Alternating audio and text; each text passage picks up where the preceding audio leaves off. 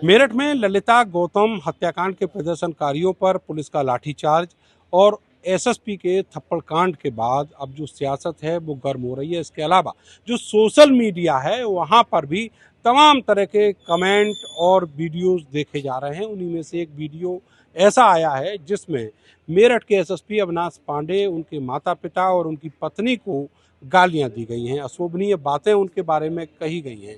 और इस मामले को लेकर मेरठ के सोशल एक्टिविस्ट राम कुमार शर्मा अब मेरठ के सिविल लाइन थाने में मुकदमा दर्ज कराने पहुंचे हैं। मेरे साथ यहाँ पर मौजूद हैं। शर्मा जी, ये जो पूरा प्रकरण आप यहाँ पर लेकर आए हैं, ये मामला क्या है और इसमें आप क्या कार्रवाई की मांग कर रहे हैं? देखिए, ये जो छात्रा ललिता देवी है, इसके तो बारे में सबको मालूम ही है, तो इसमें मैं बात नहीं बोलूँगा। लेकिन इसके पश्चात जो घटनाक्रम हो रहे हैं, जिस प्रकार से घटना को जातीय रंग रूप देने का प्रयास किया जा रहा है और कुछ लोगों के द्वारा, और कुछ नेता हैं, स्थानीय नेता हैं, कुछ अन्य जिलों के नेता हैं, वो लोग षड्यंत्र के तहत, सतत प्रक्रिया के तहत जो है, ये लोग षड्यंत्र कर रहे हैं कि जातीय मतभेद पैदा हो, जातीय वर्गभेद पैदा हो, वैमनस्यता पैदा हो। और ये बात तो कल चंद्रशेखर आजाद ने भी कही कि जातीय तौर पर यहाँ पर तनाव फैलाने की कोशिश की जा रही है।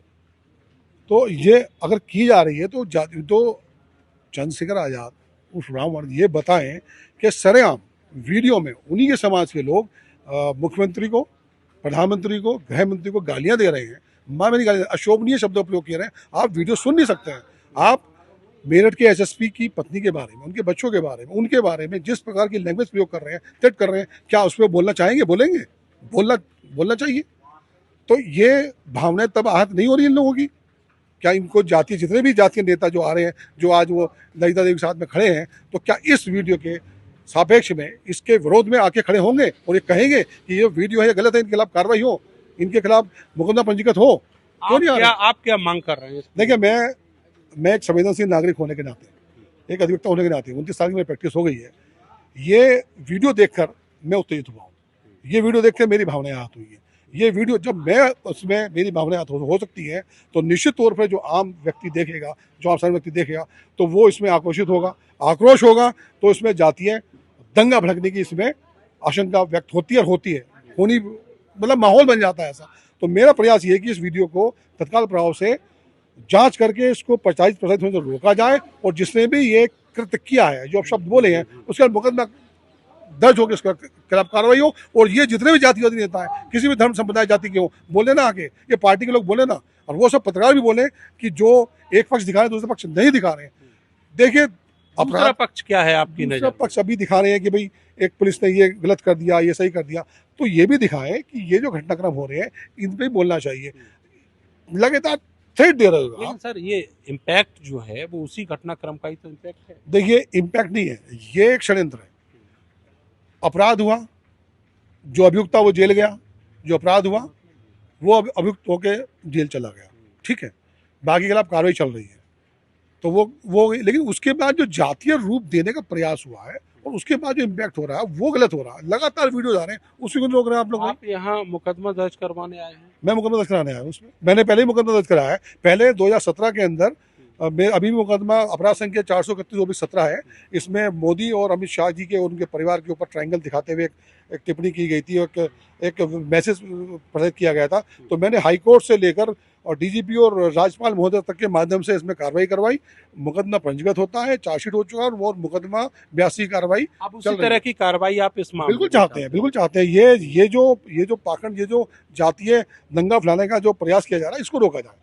अच्छा, ये बताइए कि जो 8 जुलाई को घटना हुई, वहाँ पर जो भी प्रदर्शनकारी थे वो सही थे, गलत थे, जैसे भी थे, उसको लेकर आपका क्या दृष्टिकोण है? जो वहाँ पर एसएसपी ने थप्पड़ चलाए और वहाँ गाड़ी में एक जो कस्टडी में व्यक्ति था, उसको, जिसको अपराधी बताया गया, उसको पीटा, उसको लेकर आप क्या कहना चाहेंगे? जहाँ तक मेरी जानकारी में है कि ये लोग 4-5 घंटे से वहाँ पर रास्ता बाधित किए हुए थे, जिसकी वजह से पूरा आम जन का रास्ता बिल्कुल बाधित था। और कई बार पुलिस ने समझाने का प्रयास किया गया, लेकिन ये लोग, क्योंकि मैं बता रहा हूँ कि इस घटना का इम्पैक्ट और इसका आफ्टर इम्पैक्ट, ये लोग षड्यंत्र के तहत आए थे कि ये लोग पुलिस को प्रोवोक करें, या ऐसा माहौल बनाएं कि इन पर लाठीचार्ज हो। लगातार अपने आप को अपनी जाति से संबोधित कर रहे थे और कहते मुकदमा लिखो, हम पर लाठीचार्ज करो। तो ये तो उनकी प्लानिंग का हिस्सा था। और जो पुलिस ने किया गया, देखिए, अब आप कहेंगे एसएसपी ने उसको थप्पड़ बरसाया, चीजें करी। नहीं, हम नहीं कह रहे, ये वीडियो कह रहे हैं। हम नहीं कह रहे भाई साहब, हमारा कोई व्यक्तिगत इसमें कोई भी आरोप प्रत्यारोप नहीं है। ये वीडियो कह रहा है। देखिए, अधिकारी और सीओ या सिपाही, पुलिस होती है, उन्होंने इनिशिएटिव लिया है और ये एक मैसेज कन्वे कर दिया कि अब आसानी से मेड़ में रास्ते बाधित नहीं होंगे। ये सड़क जाम की करने की हर कोई आगे बैठ जाता है। इससे पहले भी कई लोग आगे बैठे, अलग अलग समाज के लोग एक बैठे। दिन पहले 24 घंटे पहले शाम को 6 बजे तक यहाँ जाम रहा। भारतीय किसान यूनियन के जो नेता थे वो यहाँ पर बैठे और वो सब मोस्टली जो थे वो प्रभावशाली जातियों से बिलोंग करते थे। ये आरोप दलित समाज के कुछ नेताओं के हैं कि उनको इसलिए नहीं रोका गया क्योंकि वो प्रभावशाली जातियों से थे।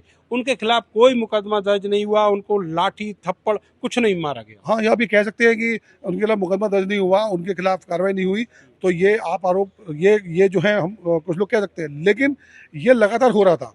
जब लगातार हो रहा था तो एक हर चीज़ का समय होता है। समय आया, अब ये बाय डिफॉल्ट ये सामने आ गए, अब आगे नहीं होगा, ऐसा मुझे लगता है।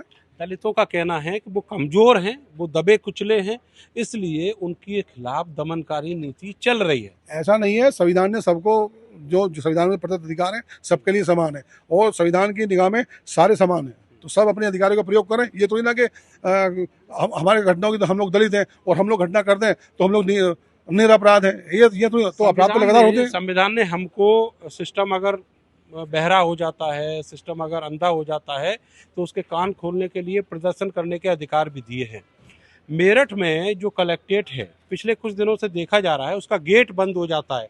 जब भी कोई प्रदर्शनकारी आते हैं अपनी फरियाद लेकर, तो इसको लेकर मैं आपसे ये सवाल इसलिए भी पूछ रहा हूँ, आपने कहा कि आप एक जागरूक नागरिक हैं, इसके अलावा आप सोशल एक्टिविस्ट भी हैं और यहाँ कचहरी में ही आप प्रैक्टिस भी करते हैं, तो आप उसको देखते भी होंगे।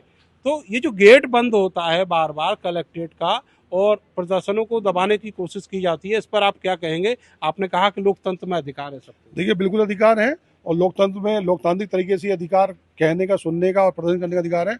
और ये जो गेट बंद करने के लिए आपने विशेष तौर पे पूछा है, ये इनका इंटरनल प्रशासनिक मसला है। इसमें क्या मसला, क्यों बंद किया गया, ये निश्चित होना चाहिए। क्योंकि जब धरना स्थल चिन्हित किया गया है कचहरी के अंदर, तो वो खुला रहना चाहिए, मेरा ऐसा कहना है। तो आप क्या इसके खिलाफ भी अपनी आवाज बुलंद करेंगे? जो प्रशासनिक अधिकारी हैं, डीएम साहब हैं, उनसे कहेंगे कि यहाँ पर लोगों को मौका मिलना चाहिए प्रदर्शनकारियों को अपनी बात कहने का? बिल्कुल, हम डीएम से मिलेंगे। मैंने भी 2012-13 में प्रदर्शन वगैरह करे हैं, लगातार चीजें करी हैं, करते रहते हैं।